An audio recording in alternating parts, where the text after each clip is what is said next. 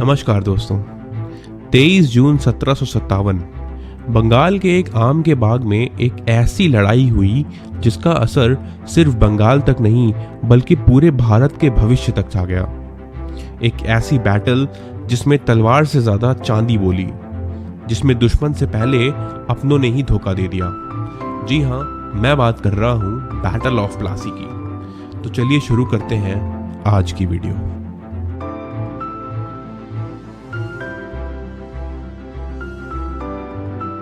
दोस्तों, मुगल एम्पायर की शुरुआत की थी बाबर ने। उसके बाद हुमायूं, अकबर और फोर्थ मुगल एम्पायर बना जहांगीर 1605 में। और यही वो समय था जब ब्रिटेन की ईस्ट इंडिया कंपनी इंडिया में ट्रेडिंग करने के लिए आई थी। ब्रिटेन का एम्बेसडर थॉमस रो काफी समय तक जहांगीर के रॉयल कोर्ट में रहा और उसने उसका ट्रस्ट जीत लिया। उसने जहांगीर को अलग अलग तरह से ब्राइब करने की कोशिश की और वो जहांगीर का खास आदमी बन गया। और इसी तरह ईस्ट इंडिया कंपनी को इंडिया में ट्रेड करने की परमिशन मिल गई। ये एक बहुत बड़ा हर्डल था जो ईस्ट इंडिया कंपनी ने क्लियर कर लिया था 1618 में। और इसके बाद 1647 तक ईस्ट इंडिया कंपनी ने 23 फैक्ट्री इंडिया में खड़ी कर दी। और जहांगीर की मृत्यु के बाद 1628 में शाहजहां और 1658 में औरंगजेब मुगल एम्परर बने। औरंगजेब के टाइम पे फ्रांस की फ्रेंच ईस्ट इंडिया कंपनी भी इंडिया में आ गई 1664 में। और साल 1700 में बंगाल से रिलेटेड एक बहुत ही इंपॉर्टेंट डेवलपमेंट हुई। औरंगजेब ने मुर्शीद कुली खान को बंगाल का दीवान बना दिया। उस वक्त का बंगाल एक बहुत बड़ा प्रदेश था। आज का बिहार, वेस्ट बंगाल, ओडिशा और बांग्लादेश अगर सबको मिला दिया जाए तो 1700 का बंगाल बनता था। और उस वक्त बंगाल की कैपिटल थी ढाका। और फिर मुर्शीद अली खान ने 1704 में बंगाल की कैपिटल ढाका से मुर्शिदाबाद में शिफ्ट कर दी। औरंगजेब ने 1707 तक राज किया। उसके बाद दो छोटे किंग्स और आए, बहादुर शाह फर्स्ट और जहांदार शाह। और फिर 1713 में आया फारूक सियार जो था 9th मुगल एम्परर। फारूक सियार ने 1717 में ब्रिटिश ईस्ट इंडिया कंपनी के सारे टैक्स माफ कर दिए और साथ ही मुर्शीद कुली खान को बंगाल का पहला नवाब बना दिया। मुर्शीद कुली खान बंगाल से मिलने वाले रेवेन्यू को मुगल एम्पायर के साथ शेयर करता रहता था। मगर 1719 में फारूक सियार के बाद मुगल एम्पायर का बंगाल पर से होल्ड बिल्कुल ही खत्म हो गया और बंगाल एक इंडिपेंडेंट स्टेट बनता जा रहा था। और 1727 में मुर्शीद कुली खान ने अपने दामाद शुजाउद्दीन मोहम्मद खान को बंगाल का नवाब बना दिया। शुजाउद्दीन का एक वफादार सिपाही था और उसका नाम था अलीवर्दी खान। अलीवर्दी खान की काबिलियत देखते हुए उसे बहुत जल्दी ही आर्मी का जनरल बना दिया गया। और उसके कुछ साल बाद 1733 में अलीवर्दी खान को बंगाल का डेप्यूटी सूबेदार भी बना दिया गया। बट 1739 में शुजाउद्दीन के बाद सरफराज खान बने बंगाल के नवाब। अलीवर्दी खान ये सब देख के जेलस हो गया। वो बस एक डेप्यूटी सूबेदार बनकर नहीं रहना चाहता था, उसे और कोई अच्छी उपाधि या पद चाहिए था। उसने 1740 में बैटल ऑफ गिरिया में सरफराज खान को मार दिया और उसने खुद को बंगाल का नवाब बना दिया। अलीवर्दी खान 1756 तक बंगाल का नवाब रहा। उसकी डेथ 1756 में हुई और उसकी डेथ के बाद उसका ग्रैंडसन जिसका नाम था सिराजुद्दीन उद्दौला, वो 23 इयर्स की उम्र में बंगाल का नवाब बना। सिराजुद्दौला ने ये चीज़ नोटिस करी कि बंगाल में ब्रिटिशर्स अपने किले वगैरह बनवा रहे हैं बड़े बड़े। फोर्ट विलियम जो कि एक ब्रिटिश इंडिया कंपनी का बहुत बड़ा एक किला था, उसकी रिपेयरमेंट और उसको और बड़ा करने की कोशिश कर रहे थे।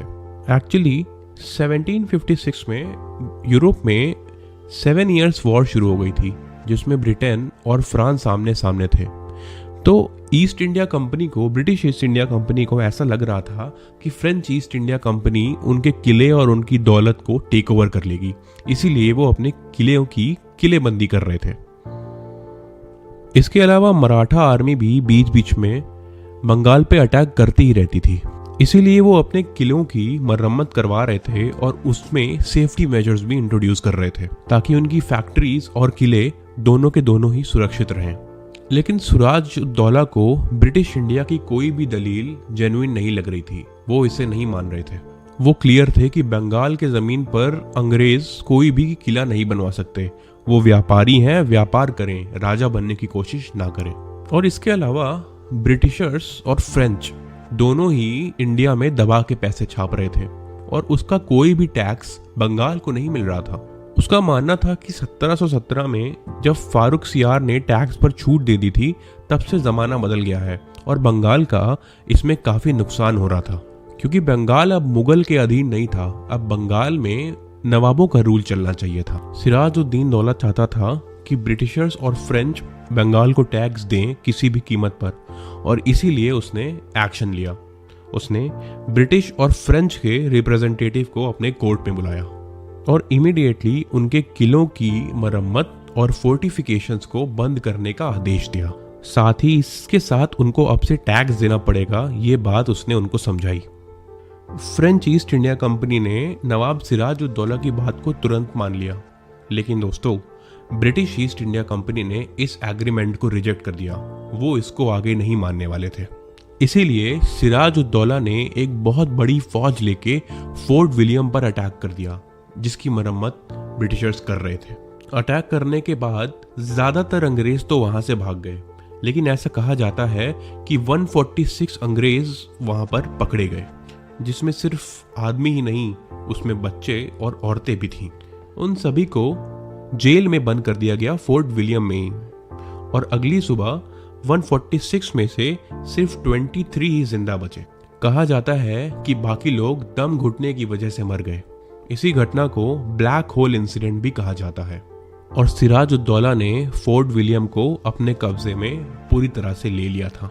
भागे हुए लोग पुल्टा नाम की जगह में छुपे हुए थे।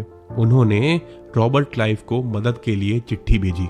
रॉबर्ट क्लाइव उस वक्त बंगाल में नहीं थे, वो उस वक्त मद्रास में थे, और ये खबर मिलते ही रॉबर्ट क्लाइव 3000 की पैदल सेना लेके बंगाल की तरफ निकले।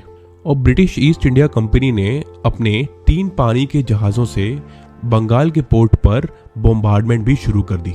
सिराजुद्दौला उस वक्त रॉबर्ट क्लाइव का सामना नहीं कर पाए और उन्हें एक अलीपुर पीस ट्रीटी साइन करनी पड़ी। दोस्तों इस वक्त गौर फरमाएं कि अभी तक बैटल ऑफ प्लासी हुई नहीं है, और अलीपुर पीस ट्रीटी का नाम अलीपुर इसलिए पड़ा क्योंकि सिराजुद्दौला ने फोर्ट विलियम को जीतने के बाद कोलकाता का नाम अलीपुर रख दिया था। इस ट्रीटी में फोर्ट विलियम फिर से ब्रिटिश की प्रॉपर्टी बन गया, और अब से फारूक सियार ने जो टैक्स की माफ़ी दी थी वो फिर से ब्रिटिशर्स मानेंगे और कोई टैक्स नहीं देंगे। और इसके अलावा उन्हें अपने सिक्के प्रिंट करने का भी राइट्स मिल जाता है बंगाल में। और एक और इम्पॉर्टेंट राइट जो मिलता है वो होता है कि वो बंगाल में अपनी आर्मी भी रख सकते हैं। बट अलीपुर पीस ट्रीटी ज़्यादा दिन तक पीस नहीं रख पाई। रॉबर्ट क्लाइव ने यह ठान लिया था कि वो सिराजुद्दौला को बंगाल का नवाब ज़्यादा दिन तक नहीं रहने देगा। मीर जफर जो सिराजुद्दौला का कमांडर इन चीफ था, उसको रॉबर्ट क्लाइव ने बुलाया और उसको उसने लालच देके अपनी साइड कर लिया, और उसने उससे ये बोला कि सिराजुद्दौला के हारने के बाद वो ही बंगाल का नवाब बनेगा। उसके बाद रॉबर्ट क्लाइव ने फ्रेंच ईस्ट इंडिया कंपनी के चंद्रनगर की फैक्ट्री पर अटैक कर दिया। सिराजुद्दौला को लगा कि ब्रिटिशर्स अपनी लिमिट अब क्रॉस कर रहे हैं, तो उसने ब्रिटिशर्स पे अटैक करने का सोच लिया, और यहीं से शुरुआत होती है बैटल ऑफ प्लासी की। 23 जून 1757 में भागीरथी नदी के पास एक जगह प्लासी में इस जंग को लड़ा गया। सिराजुद्दौला के पास 50,000 से भी ज्यादा सिपाही थे और रॉबर्ट क्लाइव के पास सिर्फ 3,000। फिर भी ब्रिटिश डर नहीं रहे थे, क्योंकि उनके पास एक ऐसा वेपन था जो तलवार से भी ज्यादा खतरनाक था। वो था मीर जफर। बैटल शुरू हुई, सिराज की आर्मी आगे बढ़ी, लेकिन मीर जफर और उसकी 20,000 की सेना चुपचाप वहीं खड़ी रही। तभी एक तेज बारिश आई, उसने नवाब सिराजुद्दौला से गन पाउडर को भिगा दिया। ब्रिटिशर्स ने इसका फायदा उठाया। डिसिप्लिन और मॉडर्न कैनन के साथ उन्होंने वार किया। सिराजुद्दौला ने देखा हर तरफ से उसका साथ छोड़ा जा रहा है। वो बैटल फील्ड से निकल गया, लेकिन कब तक? कुछ दिनों बाद उसे मीर जफर के आदमियों ने पकड़ लिया और उसे मार दिया। प्लासी जीतने के बाद रॉबर्ट क्लाइव बंगाल के खजाने में घुस गया।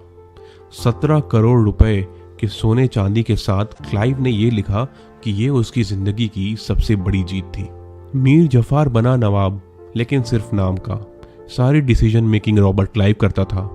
पूरे बंगाल को लूट लिया गया और अगले 100 साल भारत एक एक करके अंग्रेजों के कब्जे में चला गया। प्लासी ने सिर्फ बंगाल नहीं, भारत का भविष्य बदल दिया।